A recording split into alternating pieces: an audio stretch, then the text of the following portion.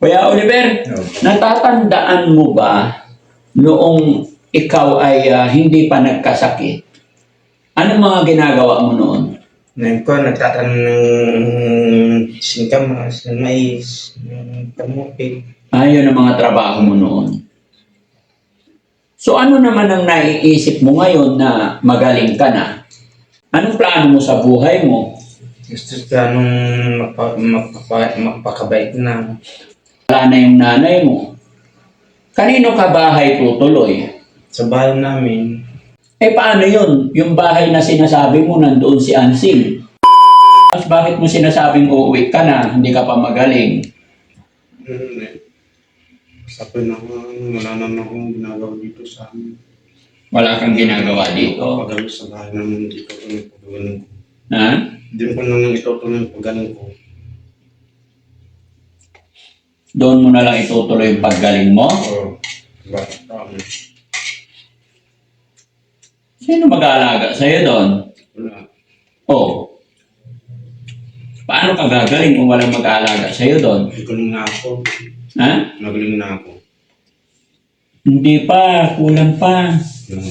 Opo. Konti na lang nararamdaman ko eh. Ha? Konti na lang nararamdaman ko. Ano na ba yung nararamdaman mo ngayon? Yung katawan ko. Hmm.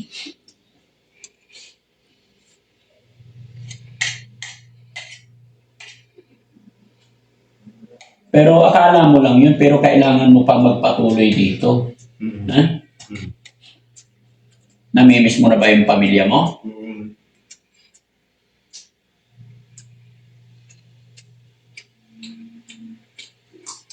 Sarap. Sino mga kapatid mong namimiss mo? Wala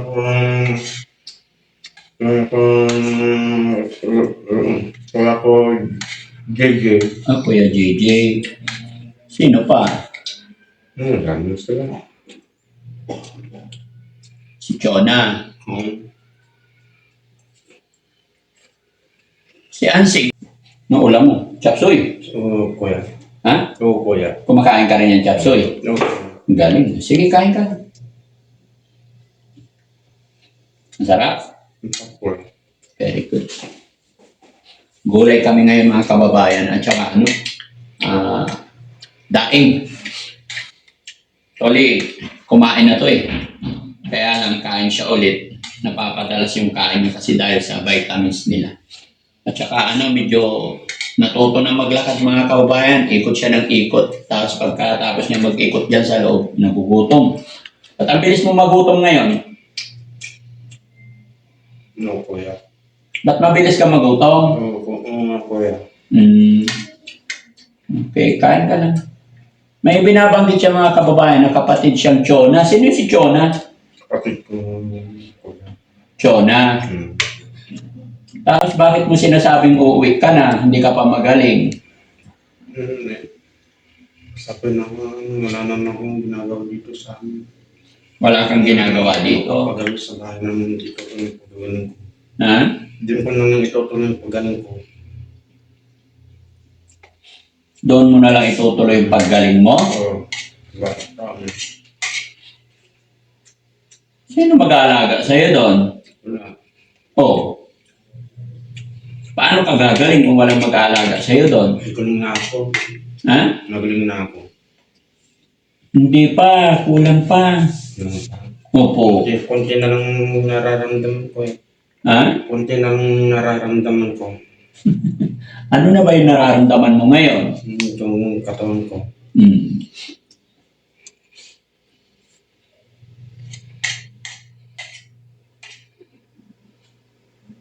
Pero akala mo lang yun, pero kailangan mo pa magpatuloy dito. Mm. Ha?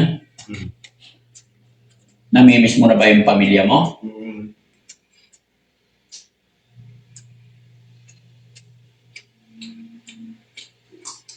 Sarap. Sino mga kapatid mong namimiss mo? Wala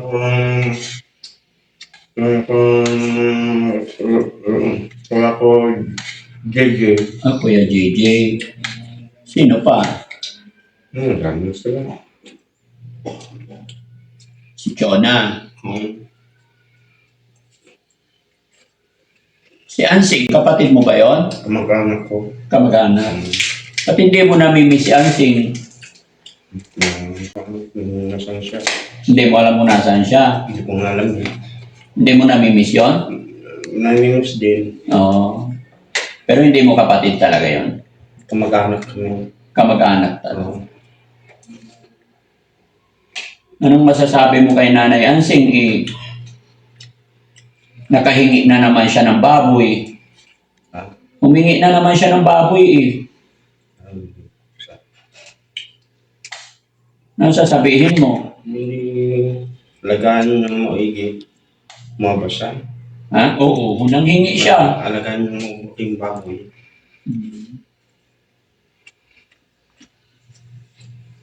Gusto mo pagkanin? Kuha pa ako? Hindi, tama na po na to. Tama na yan. Okay, kuha kita ng tubig mo.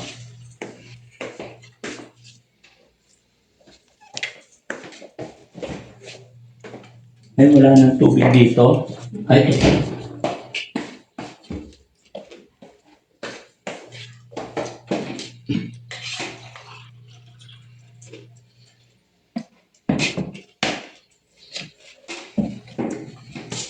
Eh, busin mo.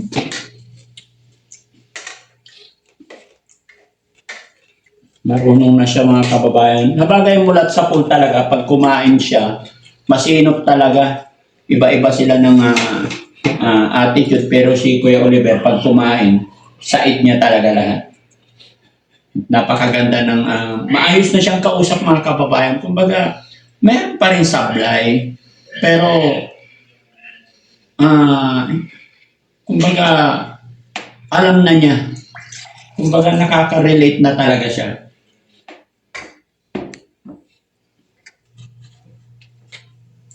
Sinsya ka na, gulay lang tayo ngayon, no? Oo, kuya. Okay lang gulay? Oo, ayos na ito, kuya. Ayos na. Pag magaling ka na talaga, babalik ka namin. Pero sa ngayon, hindi pa pwede. Mas maganda pasyalan ka na lang muna ng mga kapatid mo dito. Ano? Oo. Pag lumaki na yung baboy ni Nanay Ansing, palitsyon natin, sakto-sakto pag umuwi ka doon. Oo.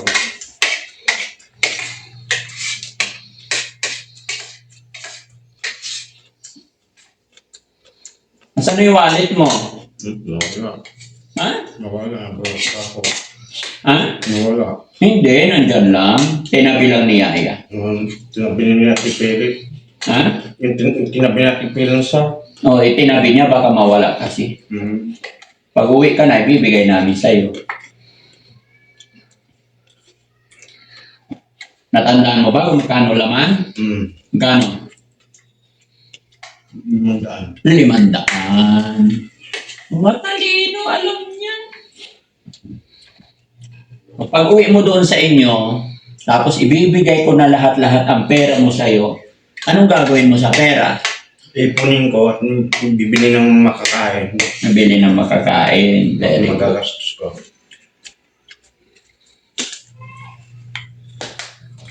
Eh, sobrang dami nun. Hindi,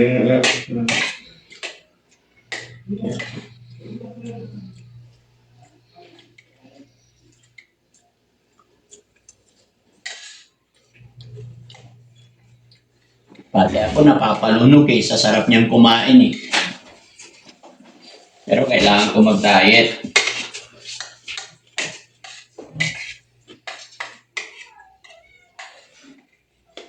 Yehey! Ubus na!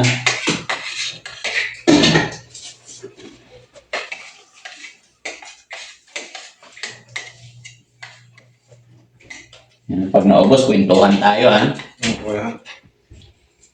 Drink water.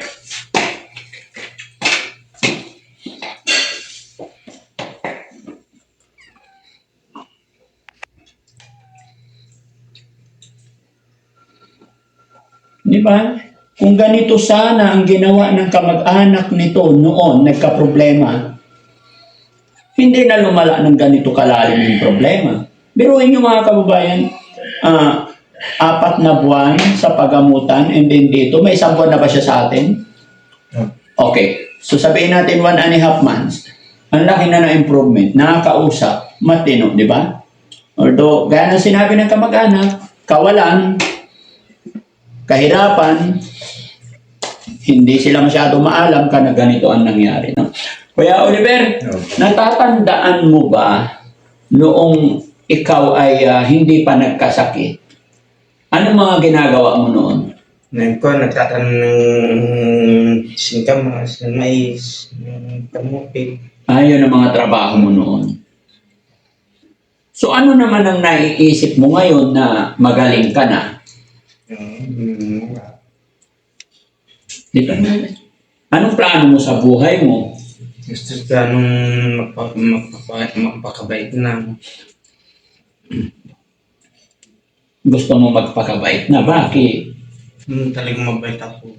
Mabait ka naman talaga. Oo, lagi kang magdarasal, ah. Anong gusto mong, halimbawa, magaling ka na, anong trabaho ang gagawin mo pagbalik mo doon sa inyo? Magtatrabaho ulit ako ng maning na matrabaho doon sa amin. Ngayon, pag bumalik ka na doon sa inyo, kasi wala na yung tatay mo, wala na yung nanay mo, kanino ka bahay tutuloy? Sa bahay namin. Bahay namin. May bahay kayo? Kanino bang bahay yun? Bahay ng nanay ko at tatay ko. Doon ka uuwi sa bahay ng nanay at tatay mo. Paano kung may nakatira na doon? Wala. Bahay namin, may titira doon sa bahay na, kami lang bahay namin nga eh. Okay, sa bagay. Sino ba nakatira ngayon doon? Yung kapitbahay namin, mga kapatid ng nanay ko at kapatid ng tatay ko. Ay, paano kung nandoon sila nakatira? Di masikip na yon. Hindi, may bahay naman sila. Paano yun? Yung bahay na sinasabi mo, nandoon si Ansing. Ay, malayo na. Sa kabilang baryo sila nandun eh. Hindi, nakita ko, yung bahay ninyo, nandoon si Ansing, nandoon asawa niya, anak niya. Ang dami nila doon. Paano ka titira doon?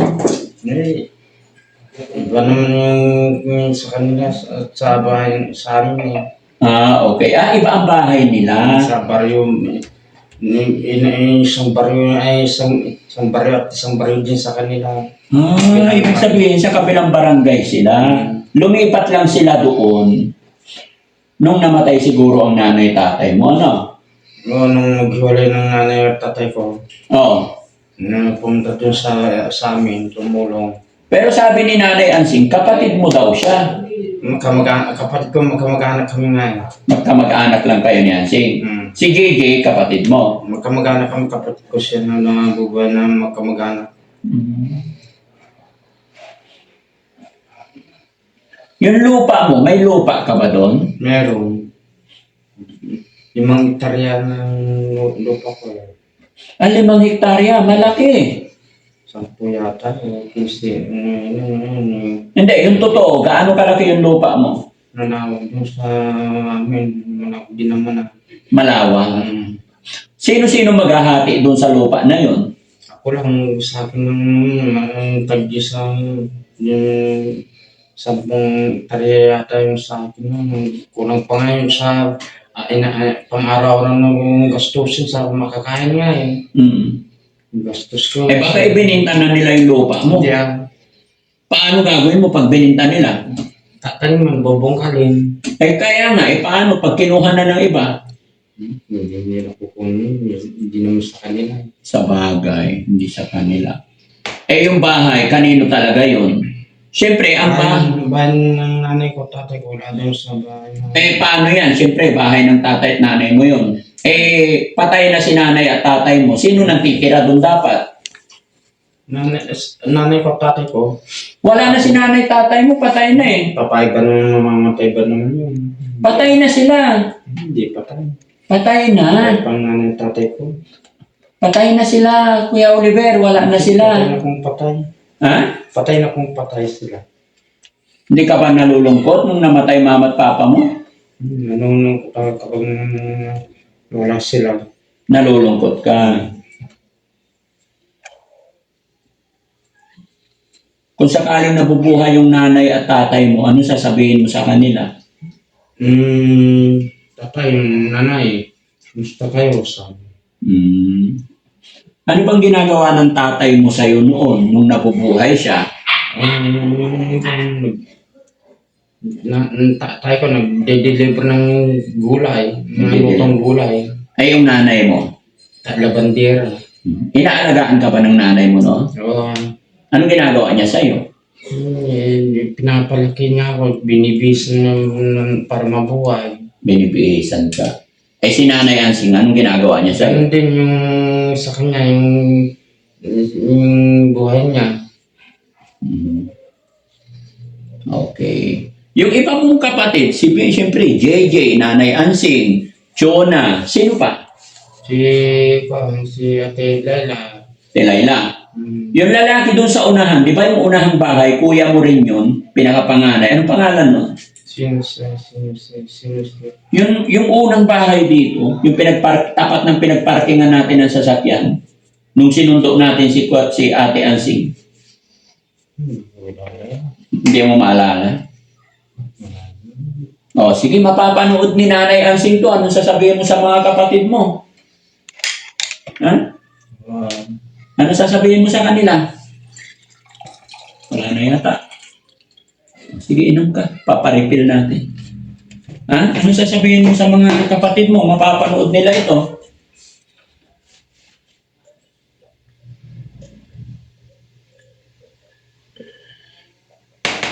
Kumusta kayo? Kung okay mag-alala, nasa mabuti naman ako. Sabihin mo, kumakain ka naman ng maayos. Oo, kumakain ako ng mayo. Nakakatulog ng maayos. Makatulog ng maayos. Hintayin niyo ako dyan. Pag magaling na ako naman. Oo, sabi ko, tayo ako yun. Babalik ako. Ilocano. Kausapin mo sila sa Ilocano. Hintayin niyo ako dyan. Maayos na ako dito. Maayos na maayos. Okay. Ang galing-galing naman ni Kuya Oliver, no? Nakaligo ka na kanina? Nakaligo na ako. Tingnan yung mga kababayan, nakapantalon pa yan. Tayo ka, pakita natin. Pakita natin, tayo. Ang alay. Ha? Ang alay. Ha? Ang alay. O, ipakita natin. O. Ayan. Lumaki na ang tiyan. Oy, bulsa pa yan, ha? Ganda yan. No? O, ano masasabi mo? Maganda yung pantalon. Maganda na eh. O, gusto mo ganyan? Oo, kuya. Kumusta pakiramdam? Fit na fit. Oo, kuya. Okay, very good. O, sige. Doon na tayo sa kabila, ha? Ay, babay ka muna. Babay mo. Salamat po sa inyo lahat, mga kababayan ko naman. Mga kababayan. Ay, maraming salamat mga kababayan. I love you all. Mga kababayan, salamat sa mga ibibigay niyo, mga suporta at mga ibibigay niyo pa at mga kuhan. Ganito ganyan. Kay Ma'am Jenelita Kilding, ano sabihin mo? Maraming salamat sa iyo. Jenelita Kilding. Tsaka kay Ma'am Malu de los Santos. No? Okay. Maraming salamat po. Ayan, nakakatuwa mga kababayan. Lumalawak na yung kanyang pag-iisip. God bless po. Thank you.